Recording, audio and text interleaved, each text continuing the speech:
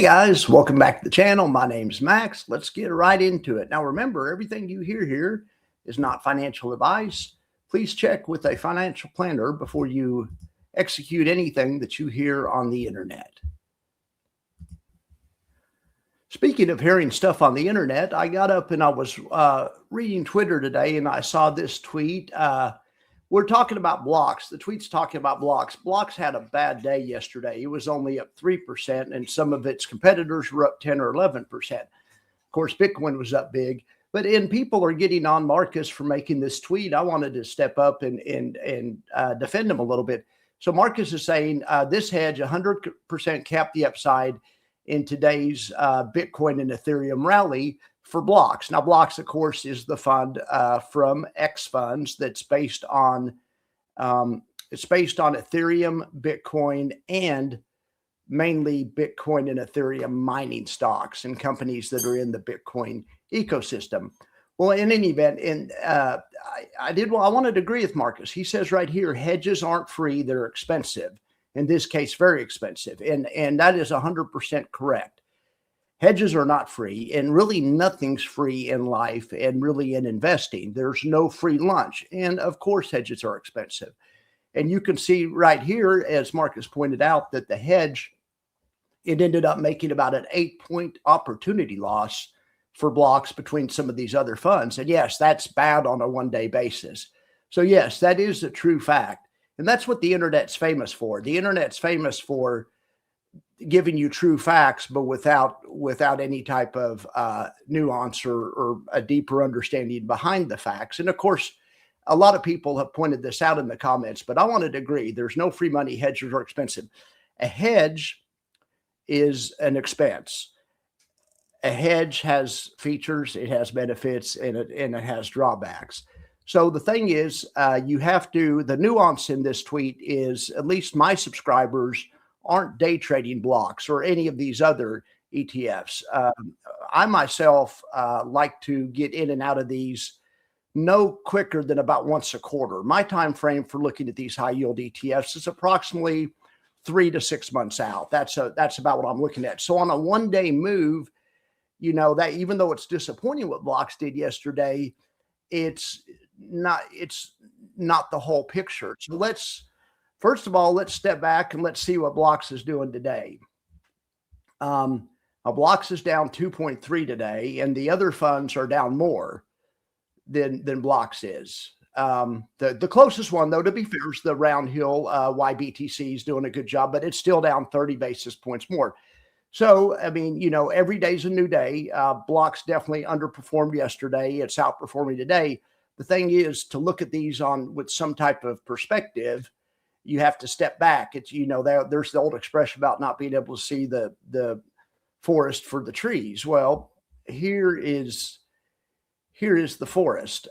So here's the total return of Blox and those other funds that were mentioned since January 1st of this year. So, Blox is down 6%, and the next closest of these other funds is down just over 20%. So Blox is outperforming these things 2 to 1 year to date.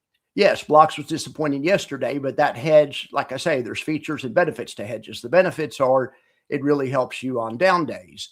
The drawbacks are, of course, there is a cost. Nothing's free, and it impedes you a little bit on up days. When you look back over any period of time, year to date, but maybe I'm cherry picking or whatever. Let's just look back at 1 month. Maybe year to date's just okay, so on 1 month, Blox is also outperforming these other ones by about 40%. I mean, that's a pretty big difference. And I also added IBIT, which is in yellow. Now, IBIT is just the underlying, and IBIT doesn't even sell any stock. IBIT's just a growth ETF. We could also look at HODL, HODL, which is just long Bitcoin, or HODL, however you say it.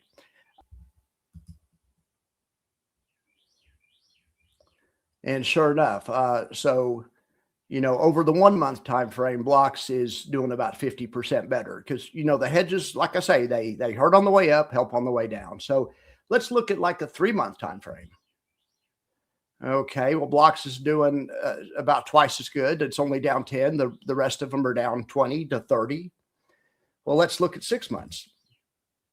Huh. Okay, well, Blox is only down 14. The next closest one is down 23. So it's winning that one by about 35%. So, it's impressive. I look at these things on, like I say, on about a 3-month horizon or something. Now, I wanted to talk about some other things that the internet gets wrong. I mean, this is no big deal. And it is a true fact that hedges are expensive, and the hedge did cost them yesterday. But frankly, me, for one, it's an expense that I'm definitely willing to pay because it doesn't drop near as fast as the other ones. Okay, so speaking of other stuff now, the internet gets wrong. How many times have you guys heard that SCHD sucks? I've been at this influencing game for 3 years, and that's all I've ever heard is, SHD sucks, have fun staying poor. Well, it's important to understand how these funds work. Yeah, maybe SCHD did suck for a couple of years. So let's look at SCHD against a good fund like QQQI, something from Neos. I think everyone would agree Neos is a good fund. We'll look at SPYI. I think that's more of a fair comparison with SCHD from 24 to 25. Yes, and absolutely, SCHD, yeah, it sucked during that time frame.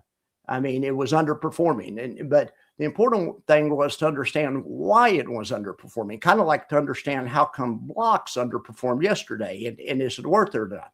So with SCHD it doesn't sell options. They just collect dividends on a portfolio of value stocks.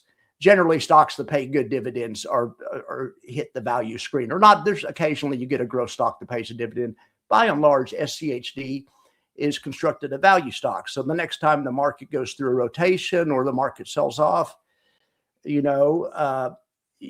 might expect SCHD to do better. You have to realize that maybe it doesn't suck. And I heard all those people say, have fun staying poor. Well, how do all those people feel now? It's important to understand how something works, why it works, what market condition it works in, and what market condition it doesn't work in. Another one you hear all the time is ULTY sucks. Well, it's like anything else. ULTY is there's a time and a place for ULTY. It doesn't work well when Bitcoin's selling off, but ULTY, to their credit, the yield max managers changed the strategy around November 15th, but by the time they have the strategy fully implemented, it was December 1st. And plus, we can just look at the last quarter. I think that's a fair time frame to look at something like ULTY. So let's compare ULTY to SPYI. I mean, everyone, SPYI is a great ETF. No one would doubt that. And ULTY is throttling SPYI, and this is the past quarter. So this is the time frame I'm interested in. As far as reallocating, because I reallocate every 3 to 4 to 5 to 6 months. Now, for some people, no strategies for every person. Some people might only like to reallocate once every year or two. So everyone has different goals and needs. And I guess if you're a day trader, yes, possibly Blox won't work as well. I mean, it definitely wouldn't have worked as well yesterday. If you're trying to day trade, you definitely would have rather been in one of the other ones yesterday. But when you're looking at over any extended period of time, it's important to understand that a stock goes up and it goes down.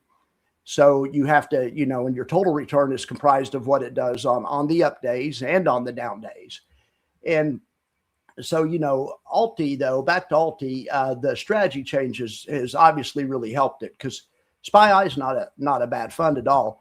But so let's go with the QQQIs, because they generally perform a little bit better than the SPYIs. No, ULTY's throttling that one as well. Well, let's go with TSPY. TSPY is a good fund from Tap Alpha. Okay. Well, let's go with TSYX. Throwing a little leverage on top to see if it gets it. No. Well, let's go with FEPI. No. My point is, the same thing that can happen with looking at the Blox thing and looking at too short of a time frame one day. It's the same thing that can happen, when you're evaluating stocks. ULTY had a bad fall and everyone started to think it sucked. It did have poor performance this fall, but there's a difference between that and sucking. The thing is, ULTY's kind of like SCHD in the instance that the ULTY is aggressively buys puts. SCHD invest in value stocks. So both of them might do better in times of turmoil. Recency bias and FOMO are real things, and I fall victim to them myself. This fall, whenever ULTY's performance was poor, I'm on Twitter just like you guys are. I'm in Discord. I heard the people talking about how bad it is and how much better Roundhill was. And so I bought some WPAY. I actually sold some ULTY to get some WPAY. Well, it was exactly the wrong move. And that's what I had FOMO, and I was just listening to everyone say it's so bad, but I forgot the original reason I bought ULTY. I bought ULTY for a volatile market where the leadership changes like we've had lately. Because ULTY has a permanent hedge on. And yeah, it's expensive, but it's been money well spent lately, as you can see. If you understood what you were doing in SCHD and understood why you owned it and kept an allocation of either that one or something like that, you've been paid off. You've been paid off handsomely lately. The point of my story is it is important not to fall victim to FOMO. And it's hard not to because it's a human emotion. I was mad when ULTY was going down every day. And then it made it worse when I got in Discord and all my buddies in there were saying, this thing sucks. I'm getting WPAY. And right about the time ULTY started sucking, the W series funds started doing really well. And so I'm like, yeah, I agree with you. Okay, let's sell some ULTY and get some WPAY. Well, it was exactly the wrong thing to do. Look how much money I cost myself. I mean, that it was a bad decision. But once again, I have no one to blame but myself. I fell victim to two things: FOMO, three things: FOMO, listening to what people say on the internet, and recency bias. Yes, the W funds, the Roundhill funds were doing awesome for a short period of time. It's important to think about them over multiple type markets, and ULTY would have been a much better one. So I still have a few shares of that left. And I also bought some K yield and some actually good ETFs with my proceeds from the ULTY sell. But my point is, don't fall victim to recency bias. Try to avoid FOMO. Try to avoid getting your information off social media. And like I always say, and this is really true, and I think this illustrates it. This is not the stuff I tell you is not financial advice. Consult a professional advisor, but I see bad advice all the time online, and I've given bad advice before. Now, not knowingly, of course, and when I was called out on it, I came back on and corrected it. But it's important to not fall victim to recency bias. All right, guys. Well, I appreciate that. Thank you very much, and I will talk to you guys soon.